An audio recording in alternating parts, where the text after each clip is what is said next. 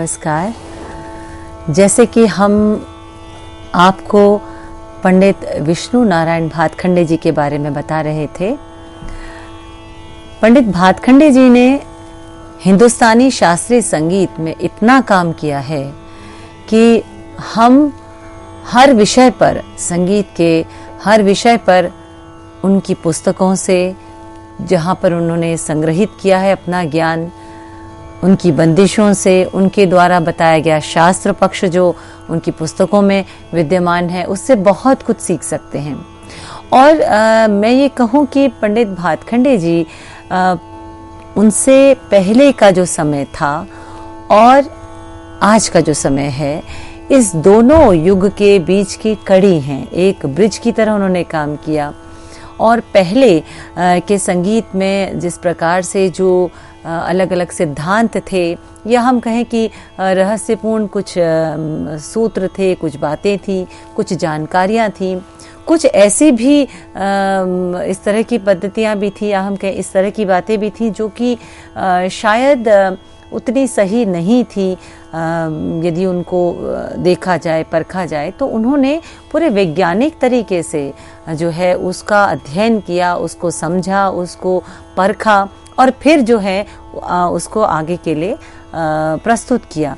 तो हम ये कहें कि अपने समय पर उन्होंने जो मेहनत की, जो एक ज्ञान अर्जन किया, उसको छान कर बिल्कुल एक उसमें से जितना भी उपयोगी जो ज्ञान है वो हमारे लिए उन्होंने प्रस्तुत किया।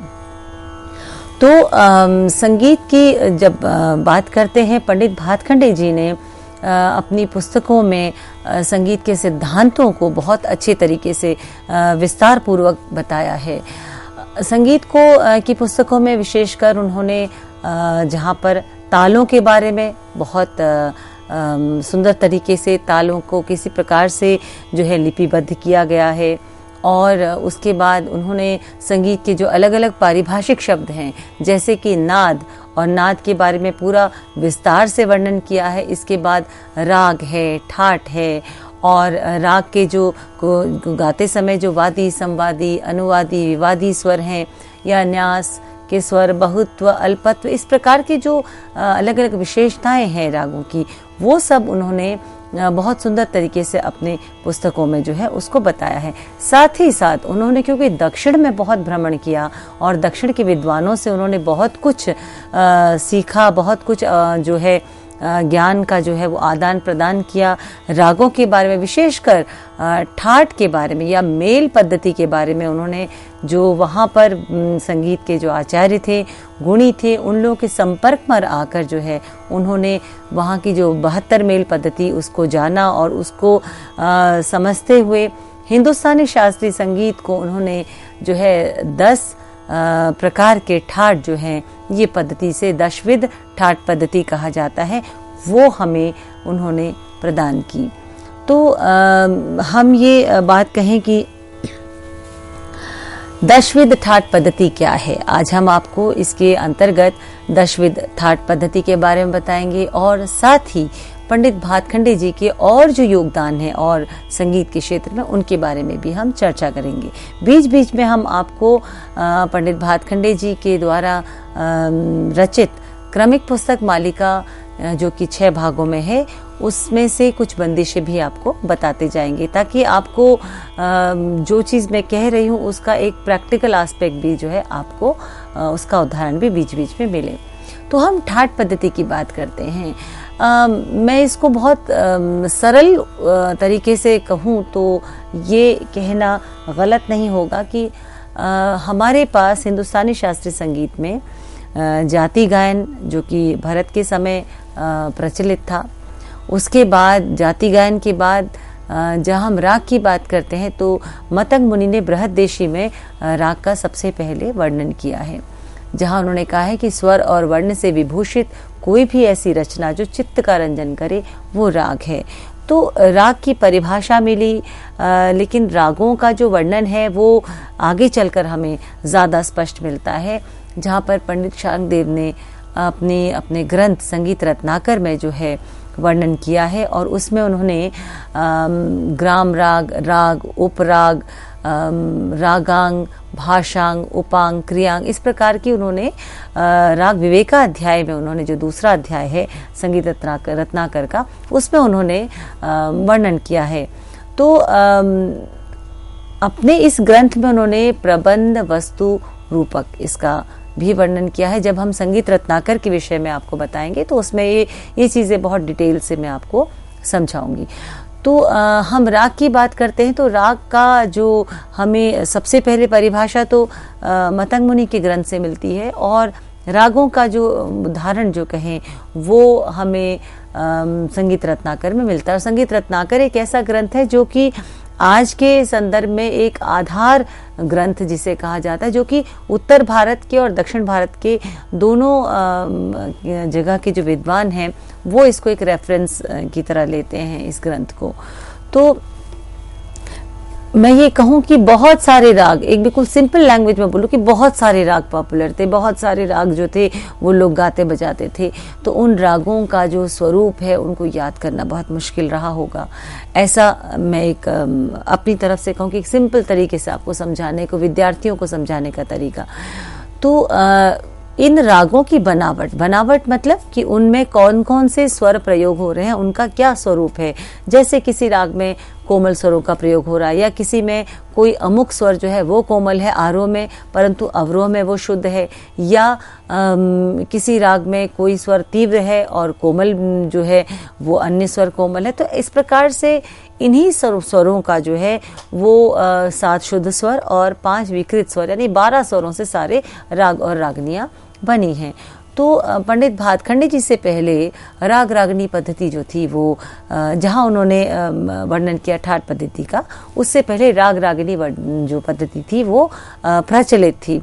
तो इस राग रागनी पद्धति को आगे उन्होंने दशविध ठाट पद्धति के रूप में उसको प्रस्तुत किया।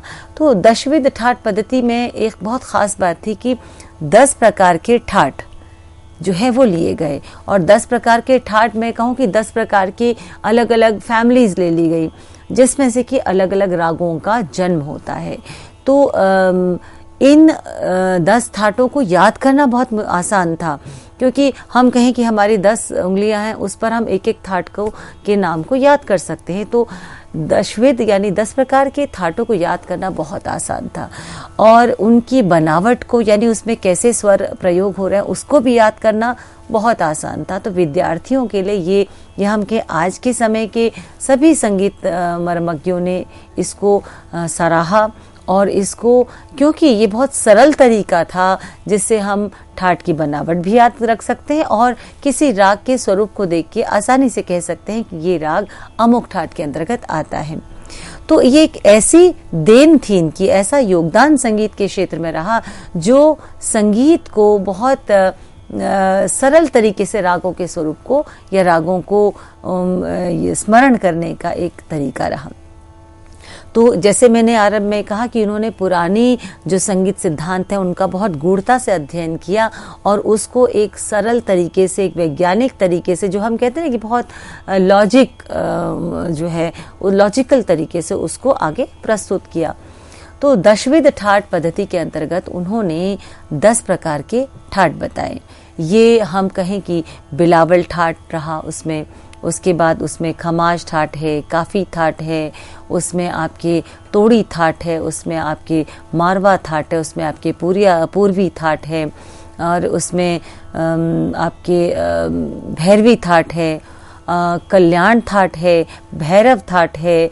तो इस प्रकार से 10 ठाट, मेरे ख्याल से मैंने सभी ठाटों का नाम लिया जो है, खमाज ठाट, काफ़ी ठाट जैसे मैं बता चुकी हूँ। तो ये 10 प्रकार के ठाट जो है इन्होंने बताए। मैं पुनः इनका नाम एक बार बताती हूँ ताकि कोई भी ठाट जो है वो रह नहीं पाए। जैसे कि बिलावल ठाट है, कल्याण ठाट है, भैरव ठाट है, उसके बाद भैरवी ठाट है, पूर्वी ठाट है, मारवा ठाट है, तोड़ी ठाट है, और खमाज ठाट है, काफ़ी ठाट है, और इसके बाद आसावरी ठाट।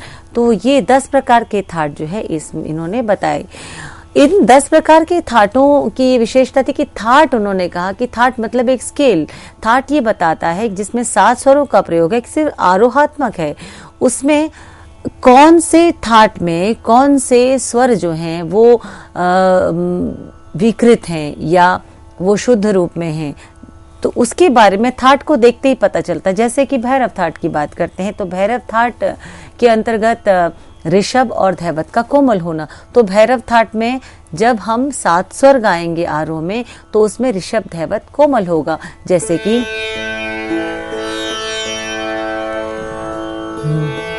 सा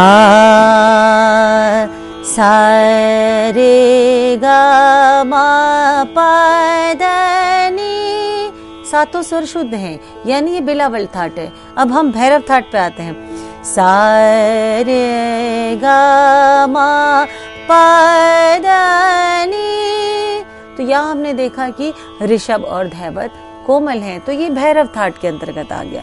तो ऐसे ही जहाँ पर गांधार और निषाद कोमल है वो काफी थाट के अंतर्गत आ गया। जहाँ पर मध्यम सिर्फ तीव्र है, बाकी सारे स्वर शुद्ध हैं, वो आपका कल्याण थाट माना गया। जहाँ पर आपके रेगा धनी जो है वो कोमल है, वो भैरवी थाट आपका मान लिया गया। जहाँ पर आपके रेगाधा कोमल और मध्यम तीव्र है वो आपका तोड़ी थाट मान लिया गया।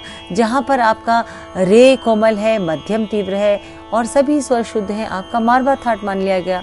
जहाँ पर ऋषभ और धैवत कोमल है और मध्यम तीव्र है, बाकी सभी स्वर शुद्ध हैं, वो आपका पूर्वी थाट मान लिया गया। गधनी कोमल वाला जो थाट है उसको आसावरी मान लिया गया।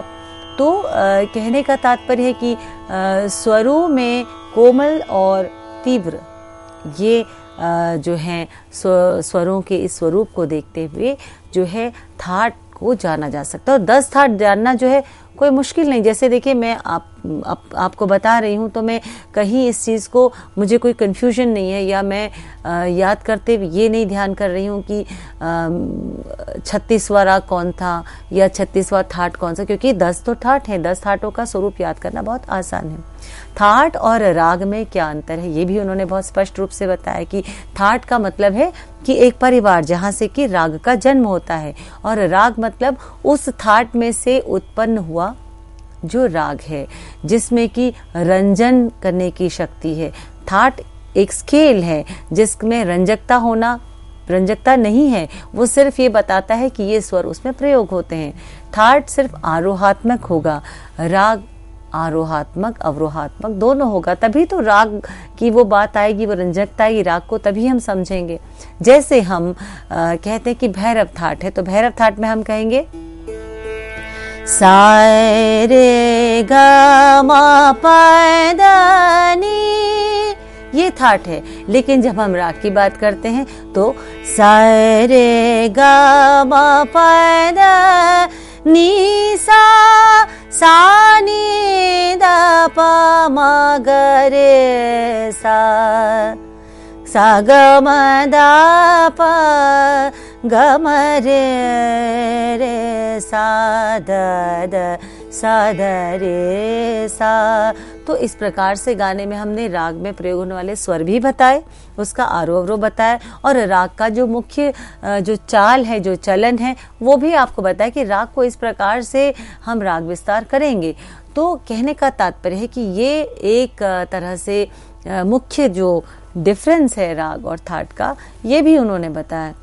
एक और बात पर मैं ध्यान दिलाऊंगी आपका कि जो मैं इससे पहले के अपने व्याख्यान में मैंने बताया था कि आश्रय राग क्या है, यानी जो राग जो ठाट है उस ठाट का नाम किस राग के आधार पर पड़ा है। जैसे अभी मैंने आपको भैरव का उदाहरण दिया, तो भैरव जो है वो एक ठाट है, तो हम ये कहें कि भैरव ठाट भी है और भैरव राग भी है, ये क्या बात है? ये तो एक रिपीटिशन है, तो इसमें फ़र्क क्या है?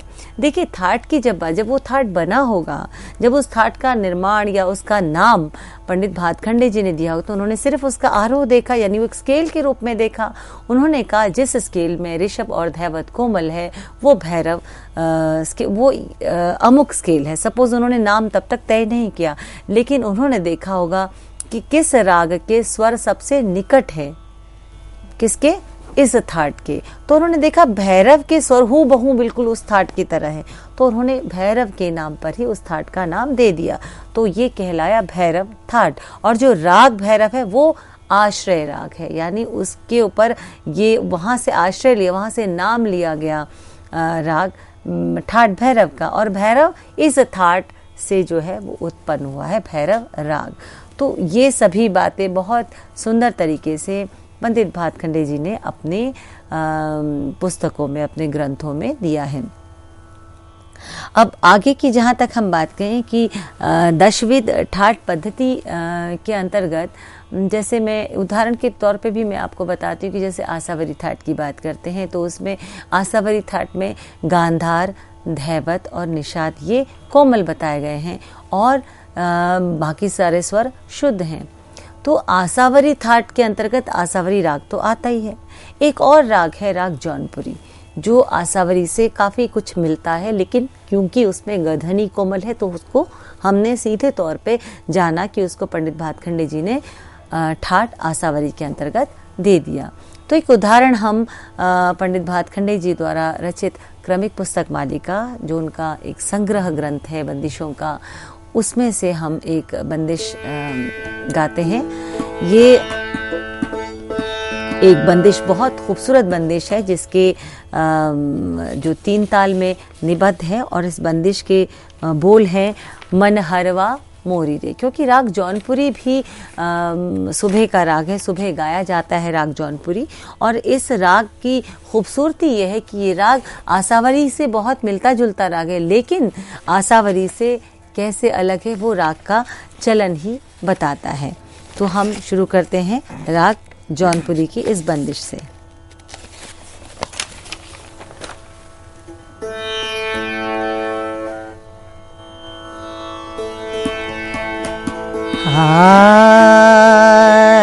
सारे मा पा ग रे, सारे मा पा रे मा प नी दा प ध मा प ग रे सा। मैं स्वर में इसलिए बता रही ताकि आप स्पष्ट रूप से इस राग की बनावट देख सकें। सा रे मा पा मा प दा नी सा, सा रे नी दा पा धा मा प ग रे सा रे मा पा।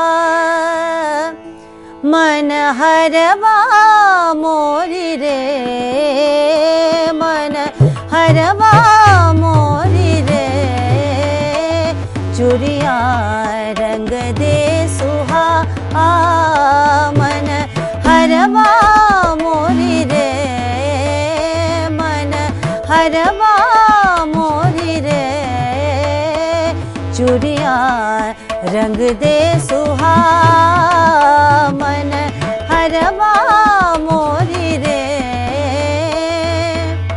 अचानक आए ठाड़ी भई, अचानक आए ठाड़ी भई, मालनिया रंग दे चुनरिया और मगा दे सखी हरवा मन हरवा मोरी रे, मन हरवा मोरी रे, चूड़िया रंग दे सुहा मन हरवा मोरी रे। देखिए पंडित भातखंडे जी ने क्रमिक पुस्तक मालिका में बंदिशों को अलग अलग जाकर संग्रहित किया। तो जो परंपरागत तरीके से घरानेदार गायक इस बंदिश को गाते हैं, वहाँ थोड़ा सा बदलाव या थोड़ा सा अलग तरीके से बंदिश को बंदिशें मिलती हैं जब वो गाते हैं।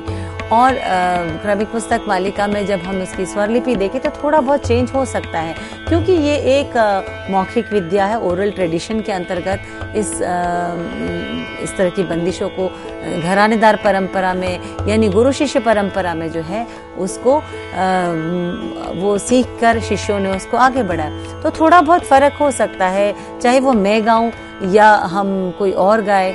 हम यदि क्रमिक पुस्तक मालिका की हूबहू वैसे ही स्वरलिपि को देखें और जब आप किसी गायक को सुनते हैं तो आपके मन में स्वाभाविक है ये प्रश्न को आना कि यहाँ स्वरलिपि थोड़ी अलग है और जो कोई गायक गा रहा तो वो थोड़ा सा अलग है, क्योंकि ये एक कलात्मक, एक हम कहें कि ख्याल में कल्पना शक्ति जो है उसका बहुत बड़ा जो है रोल है।